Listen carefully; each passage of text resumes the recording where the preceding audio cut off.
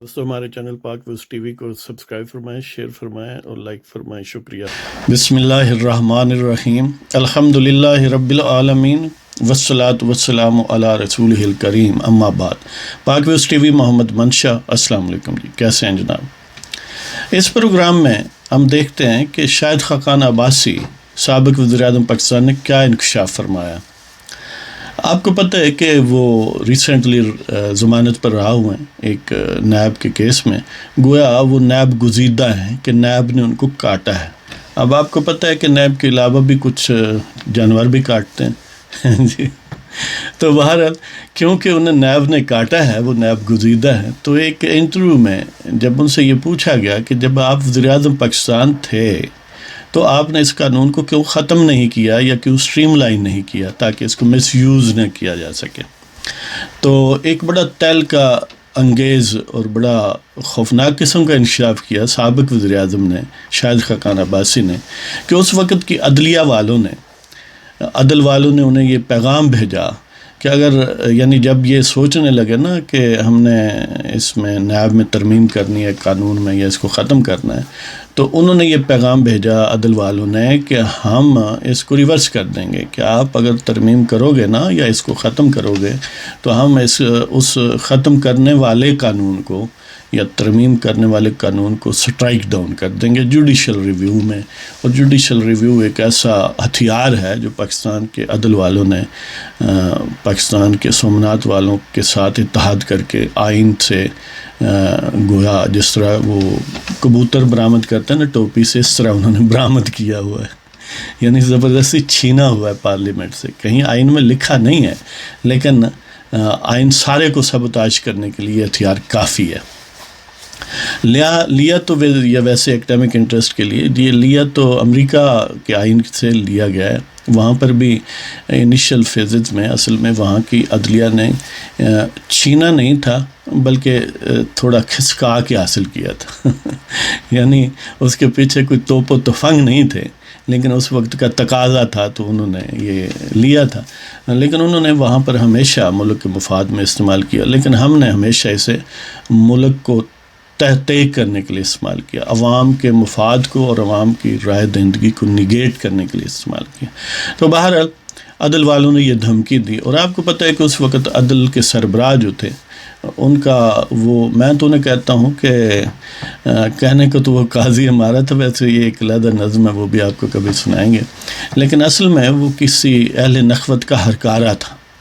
تو اس ہرکارے نے جو اتفاق سے عدل کی مسند پر بیٹھا تھا، اس کے نیچے جو لوگ تھے مثلاً کھوسا صاحب تھے جو فلموں ناولوں سے نظیریں لاتے اور اس طرح انہیں گویا زیب کرتاس کرتے جب فیصلے صادر کرتے، انہیں آئین اور قانون سے نظیریں لانے میں شاید کم رغبت تھی، یا اسلامک ہسٹری میں جو بے مثال قاضی گزرے ہیں وہاں سے انہیں شرم آتی تھی تو وہ فلموں ناولوں وغیرہ سے اخذ کر لیتے تھے۔ آخر زرخیز آدمی تھے، بہت پڑھے لکھے آدمی تھے۔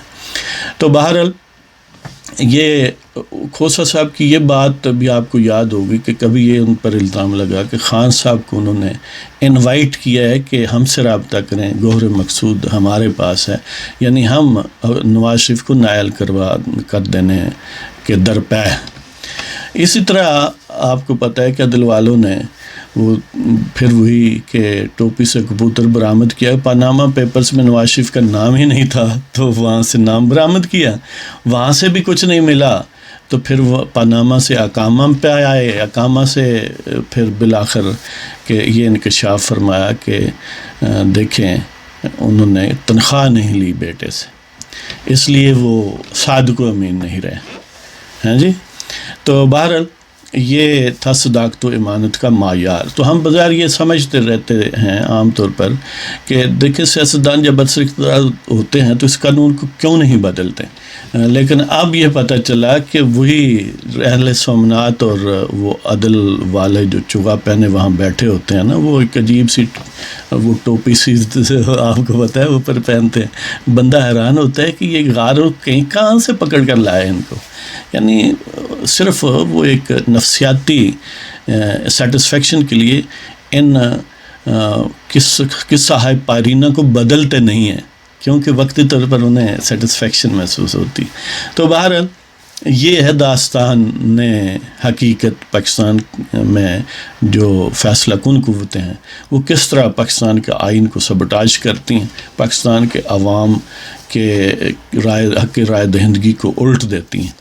تو اسی کا پھر یہ نتیجہ ہوا کہ نواز شریف کو نااہل قرار دیا گیا. اور اس وقت میں نے ایک نظم لکھی تھی، وہ آج آپ کو سنانے کو جی چاہ رہا ہے، میں زبردستی سناؤں گا آج. جی اس کا عنوان تھا صادق و امین. تو پیش کرتا ہوں. صادق و امین. وطن میں ایک ہی کہیں تھا، وطن میں ایک ہی کہیں تھا، صادق و امین جو نہیں تھا. وطن میں ایک ہی کہیں تھا، صادق و امین جو نہیں تھا. مدتوں وہ تلاش ہوا، آخر راز فاش ہوا. مدتوں وہ تلاش ہوا، آخر راز فاش ہوا. اس نے اثاثہ تو چھپایا تھا، اس نے اثاثہ تو چھپایا تھا. درہم 10,000 کمایا تھا. اس نے اثاثہ تو چھپایا تھا، درہم 10,000 کمایا تھا. وصول کیا نہ ارادہ تھا، جرم تو بہت زیادہ تھا. وصول کیا نہ ارادہ تھا، جرم تو بہت زیادہ تھا. میزان عدل کی نظر پڑ گئی، میزان عدل کی نظر پڑ گئی. عادلانہ بصیرت کام کر گئی. میزان عدل کی نظر پڑ گئی، عادلانہ بصیرت کام کر گئی. اور بھی تھا قصور پہاڑ جیسا، اور بھی تھا قصور پہاڑ جیسا. مقبولیت میں وہ کوہسار جیسا. اور بھی تھا قصور پہاڑ جیسا، مقبولیت میں وہ کوہسار جیسا. یہ غداری تو بہرحال معاف نہیں، یہ غداری تو بہرحال معاف نہیں. صرف نظر کرین انصاف نہیں. یعنی پاکستان کے عوام میں مقبول ہونا یہ بہت بڑا جرم ہے پاکستان کے اسٹیبلشمنٹ کی نظر میں، کہ یہ غداری تو بہرحال معاف نہیں، صرف نظر کرین انصاف نہیں. شکر ہے کہ وہ نااہل ہوا، شکر ہے کہ وہ نااہل ہوا، اوروں کا معاملہ سہل ہوا. شکر ہے کہ وہ نااہل ہوا، اوروں کا معاملہ سہل ہوا. ذہین بھی ہم فتین بھی ہیں، اب تو صادق و امین بھی ہیں. ذہین بھی ہم فتین بھی ہیں، اب تو صادق و امین بھی ہیں. صداقت و امانت کا اجالا ہوا، پتہ نہیں کس کا منہ کالا ہوا. صداقت و امانت کا اجالا ہوا، پتہ نہیں کس کا منہ کالا ہوا. حل ہنوز یہ بھی ناتمام ہے، حل ہنوز یہ بھی ناتمام ہے. وہ اب بھی مقبول عام ہے. اور بھی کوئی چارہ کرو، فقط اس پہ نہ گزارا کرو. اور بھی کوئی چارہ کرو، فقط اس پہ نہ گزارا کرو. ورنہ اگلے برس لوٹ آئے گا، ورنہ اگلے برس لوٹ آئے گا. منظر پہ وہ چھا جائے گا. پھر کیا تم کرو گے دوستو، پھر کیا تم کرو گے دوستو. آتش حسد میں جلو گے دوستو. یعنی یہ جو میں نے مشورہ دیا تھا نا کہ صرف نائلی کافی نہیں ہے، محکمہ زراعت کو اور ایکٹیو کریں، پارٹی کو شکست و ریس کا شکار کریں، زبردستی لوگوں کو ادھر ادھر کریں، پھر 3 لاکھ فوج لگائیں. تو تب جا کر یہ کانٹا جو دلیہ ازداں میں چبھتا ہے اس کا بندوبست ہوگا، صرف نائلی سے نہیں ہوگا. لہذا پھر ثاقب نثار نے آپ کو پتہ ہے سینٹ کے الیکشن میں کیا گھپلا کروایا وغیرہ وغیرہ اور آن ورلڈ. تو وطن میں ایک ہی کہیں تھا، صادق و امین جو نہیں تھا. مدتوں وہ تلاش ہوا، آخر راز فاش ہوا. اس نے اثاثہ تو چھپایا تھا، درہم 10,000 کمایا تھا. وصول کیا نہ ارادہ تھا، جرم تو بہت زیادہ تھا. میزان عدل کی نظر پڑ گئی، عادلانہ بصیرت کام کر گئی. اور بھی تھا قصور پہاڑ جیسا، مقبولیت میں وہ کوہسار جیسا. یہ غداری تو بہرحال معاف نہیں، صرف نظر کرین انصاف نہیں. شکر ہے کہ وہ نااہل ہوا، اوروں کا معاملہ سہل ہوا. ذہین بھی ہم فتین بھی ہیں، اب تو صادق و امین بھی ہیں.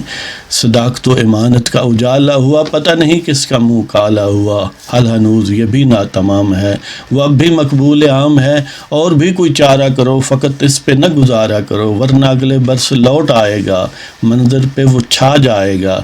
پھر کیا تم کرو گے دوستو، آتش حسد میں جلو گے دوستو. تو وہ بندوبست یہ جو آخری اشعار میں دیا گیا نا وہ اب تک جاری ہے، کیونکہ انہیں اب بھی خطرہ ہے کہ اگر فری اینڈ فیئر الیکشن ہوں گے تو پھر وہ لوٹ آئے گا. تو اس کے ساتھ ہی اس ریکویسٹ کے ساتھ کہ اگر آپ کو پروگرام پسند آئے تو ہمارے چینل کو سبسکرائب فرمائیں، دوستوں کے ساتھ شیئر کریں اور کمنٹ دیں اور ہمیں فیڈ بیک دیں، ہم سے انٹریکٹ کریں. تو اب اللہ تعالیٰ سب کو خوش رکھے اور آپ سے اجازت، خدا حافظ.